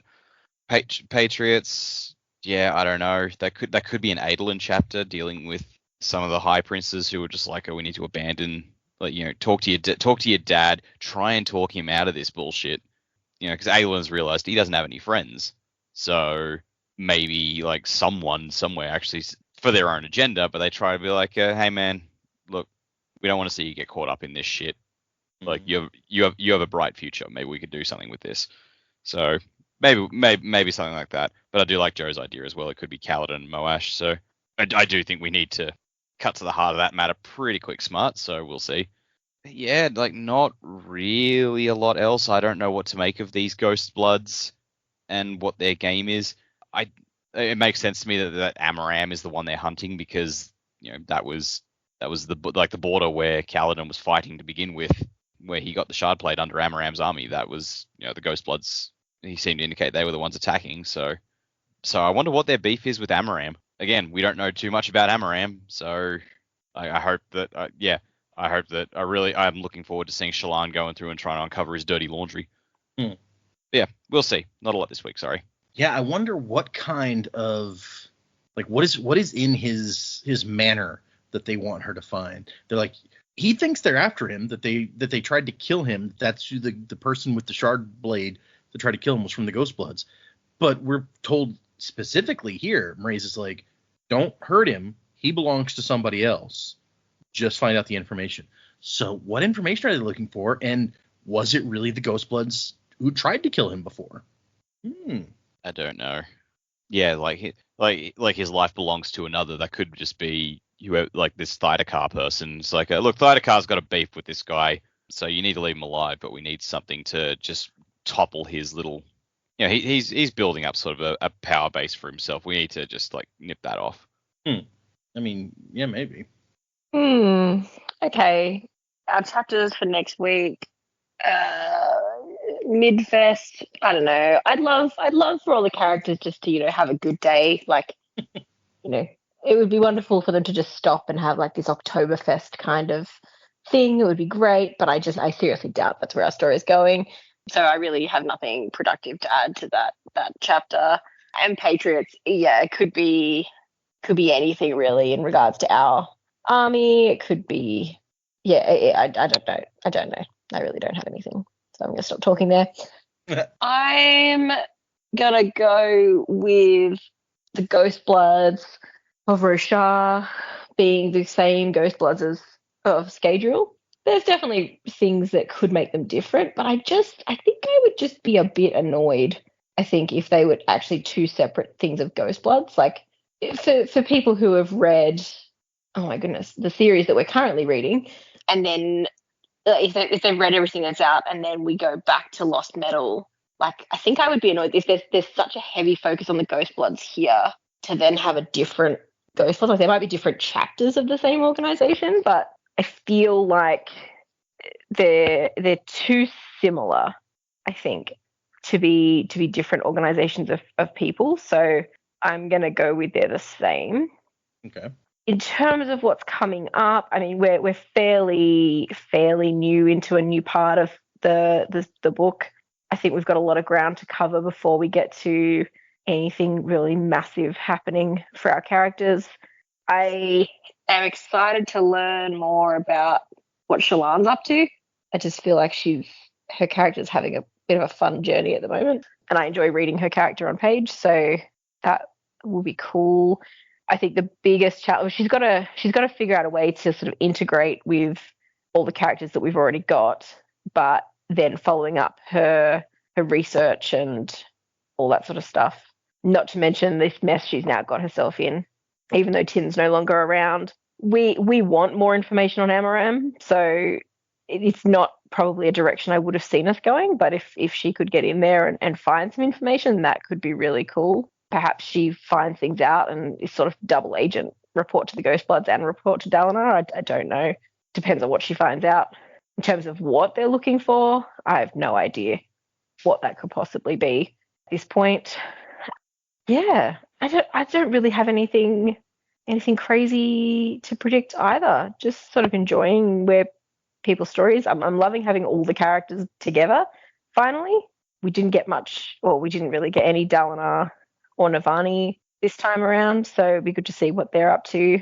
And of course, we are on the countdown to the supposed assassination or whatever's coming as well. So keeping that all in the back of mind. I have a feeling that that's probably the end of the book rather than midway through the book, but we've got some time still to go with that. We're approaching midway here. Let's see. We are 47% at the end of this chapter. So I may as well just say because as with all the Stormlight books, this is like 2 books, like part 1 and part 2 for us. Yeah. And the last chapter of part 1, I looked it up, was 51. Okay, that's interesting. That is real near, like, there's the end of this part of the book. We're in part 3. The end of part 3 is chapter 58. So it's interesting to me they didn't try to like make it all the way. Now I got to look at the end of 51 and see if there's like a epic moment there. He did he did the same thing with Way of Kings though. He cut it off in the middle of a part, but it was right when Shallan stole Yasna's Soulcaster. Yeah. So we're all just like, oh yeah, that's a hell of a moment. He didn't release them in part 1, part 2, did he? No. It would have, both parts would have come out at the same time. There was just okay. For the UK editions, it's just like a matter of, it's such a huge book to print that they sheer size, yeah. Okay, the end of 51 is not a bad place, I suppose, to split that up. Jamie's the one so far who's like, I think these Ghostbloods are probably the same Ghostbloods. And I mean, you did spot that we seem to have the person in this book that they're referring to in that other book, which lends credence to them being the same group, right? I mean, partly that, but also it's no fun if we're all on the same side. Also, fair. But also, I really would be slightly annoyed, I think. So come up with a new name. Why would you do that? Why you got to make it more confusing? At least when you have like... Sorry, go ahead. I was going to say copyright law, guys. You know, you could be the Ghostbloods and do the same. You can't have the same logo. Like, you gotta really up your game there. At least when you've got like these guys from the 17th Shard, they got a different name for their secret organization or whatever. So you gotta be original. Maybe one of the organizations bought the other one out. Oh, there you go. It was a hostile takeover. Yeah. Also, I like your note about Amaram, where it's like, we don't know what she's going to find out about what Amaram's up to, but we really want to know. So regardless of whether, she can go back and tell Mraize, she can slip some information to Dalinar, whoever. If we get to find out, then we'll feel good at least. Very true. So, yeah. Hoping she finds out something good about Amaram. And since you're going to start reading it right away, I can also tell you guys that those of you who guessed were correct that Middlefest is going to be a flashback. And maybe one of my favorite flashbacks, at least my favorite flashback so far, almost certainly. Maybe one of my favorites of the book. I don't remember them all off the top of my head. So intriguing. Yeah, enjoy that one. All right, let's move into... We got several emails. We'll read some of those, and then we got a couple of new patrons that we'll get to. If I can find the right email box, here we go. Adam wrote in about Shallan's blade to point out that when I was telling you guys about different places where there had been hints that Shallan had a shard blade, Adam's like, Data missed one of the most blatant hints to her having a shard blade, which comes right before she soul casts for the first time, as she's panicking, trying to get away from the cryptics. And the quote says, before she could consciously think of what she was doing, she was struggling with her sleeve, trying to get the soulcaster out. It was the only thing she had resembling a weapon. No, that was stupid. She didn't know how to use it. She was helpless, except Storm, she thought, frantic. I can't use that. I promised myself. She began the process anyway. 10 heartbeats to bring forth the fruit of her sin, the proceeds of her most horrific act. She was interrupted midway through by a voice that says, "What are you?" So there you go. That does seem pretty explicit, that she's beginning the process and it takes 10 heartbeats. And it's a weapon of some sort. So instead of like coming in, finding out like she's apparently attempted to commit suicide, that nurse almost walked in on Shallan cutting the shit out of her bedroom with a shard blade. That would have been hilarious. Like, it was Yasna who walks in and finds her. After, yeah, that's right. It was too. I was getting mixed up with the hospital. Yasna walks in and is like, "Why is your bed cut like straight in half, like the sheets and all?" No reason. I like it better this way. What? Just working some things out. Adam says it's stuff like this that benefits most from a reread because you catch all these small hints. Also, taking notes might help some of the newbies remember things. Dude, we're lucky to get here every week. Yeah. Joe's taken some notes in the past. I don't know that he still is. I took a list of what all the stuff that was said was collected in there, but then I misplaced my list. So that's note taking for you. There you go. All right. Thank you, Adam. Our next one is from James, who says Airsick Lowlanders is the title of this email. What have we done now? Ahoy, Sanderlanche crew. My name's James, and I've been listening to your podcast since you all started the Bands of Mourning. After I finished reading The Way of Kings, I quickly read through the rest of Brandon's works and found this podcast, wanting to see how others interpret and predict what would happen next. I'm currently in the U.S. Navy and finally got caught up with the podcast on my most recent deployment and got a little sad that I ran out of downloaded episodes. Thanks, y'all, for being y'all selves and providing this fantasy-loving sailor some entertainment for some very boring months aboard a submarine. Keep being awesome, and remember to line y'all's hats with aluminum. And also notes in the note for me, among other things, that he's very excited that we're getting the Stormlight Archive, which he feels is objectively the best series. So, thanks, James. Man, people listening to the podcast on a submarine, you got to download all the episodes before you go out. That's crazy. I wonder, like, how many you just fill up like a whole thing with various podcasts to listen to. That would be, that's crazy. Joy Poplars on a boat. Wherever good times are had. Yeah. From what he described, submarine is not, in fact, where good times are had. Not bad times, just not good ones. They may have some good times. Who knows? They're just not all good times. I've downloaded like several podcasts or something before I've gone on a cruise, but those are like, a week or two tops. This is a submarine deployment. That's a long ass time. Yeah. Okay, we'll do one more email today, and then we'll still have a couple left over for later. This one is for, I'm going to say Gabor. The A has a little mark over it, and this person says they're from Hungary, so I'm not sure how you'd pronounce that exactly, but that's what I'm going to go with.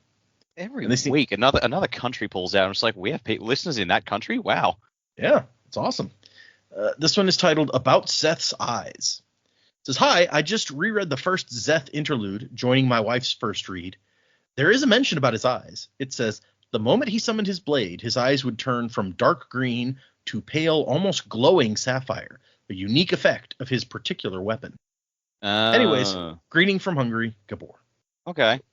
Yeah. We have been told that his weapon is weird and different somehow, and apparently that is part of the difference.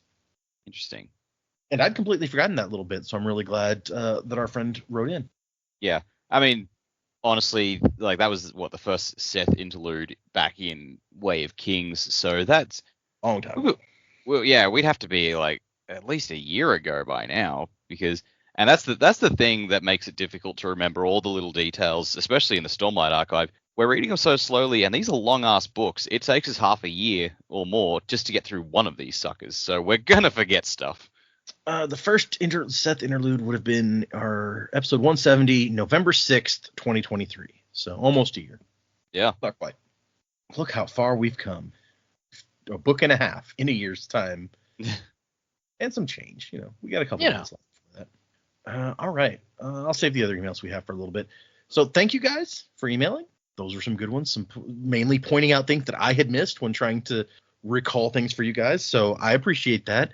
I do my best to remember all the stuff, and I've read these books several times, and even I can't immediately pick out, every little bit that is relevant. So I appreciate the help. If anyone would like to send us an email, the address is thesanderlanche@gmail.com. You can find us on Instagram and X, and I actually just opened us an account on this new thing that I've already forgotten what it's called, because that was yesterday. A thing that is growing in popularity called Blue Sky, which is basically Twitter, but not owned by Elon Musk. So better. Interesting. Anyway, I saw it in the news that it had already been growing in popularity, but then like Brazil banned Twitter, and so like millions of Brazilian Twitter users went over to Blue Sky or something. So I say millions, I don't remember the numbers, but a bunch. So I was like, oh, you know what? We'll open an account there too. Why not? So find us there. Follow us on Blue Sky if you want, as the Sanderlanche. Or you can find us on Patreon, where I have been reading Dragonsteel Prime and the preview chapters from Wind and Truth, and posting my thoughts on those as I read them for the first time. So if you're interested, you can sign up for our Patreon, like a couple of folks did this last week. We have 2 new patrons, at the Ska level, both of them. The first one is, I'm going to spell this one, capital N, lowercase I, so like Ni, like the Knights of Ni, and then capital Y, lowercase ETI, so Yeti. Ni Yeti is what I'm getting out of this. And they've acted at the Ska level, as I said. Okay. So for the first one, you can be an archivist, because I do love Sazed and all his archiviness. I mean, I know he was a full ferochemist, but he loved that archiving. Sazed did. Yeah. Catherine with a K is our other new Ska level. Catherine with a K, you're the pinnacle. You store Electrum. You store Electrum? And yep. A pocket full of Electrum. I touch remember what Electrum does. Hold on. Oh, man, the pinnacle is also the name of King Elokar's palace. So when I tried to look it up, that's what it took me to. Determination. You're storing determination. It's neat. Yeah. I like the idea that you're just like completely apathetic while you're storing. You're just like, whatever.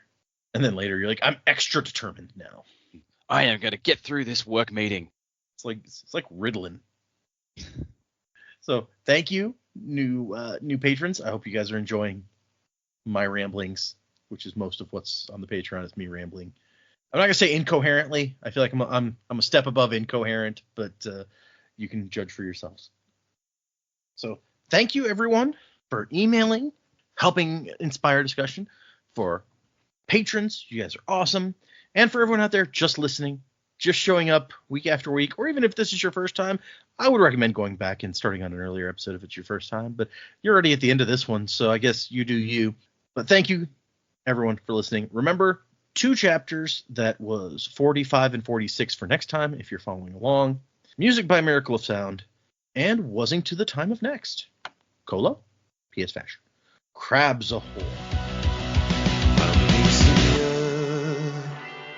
You forgot your name. Don't let your spirit fade away. Amnesia, you've been through such pain. You're growing stronger every day. Amnesia.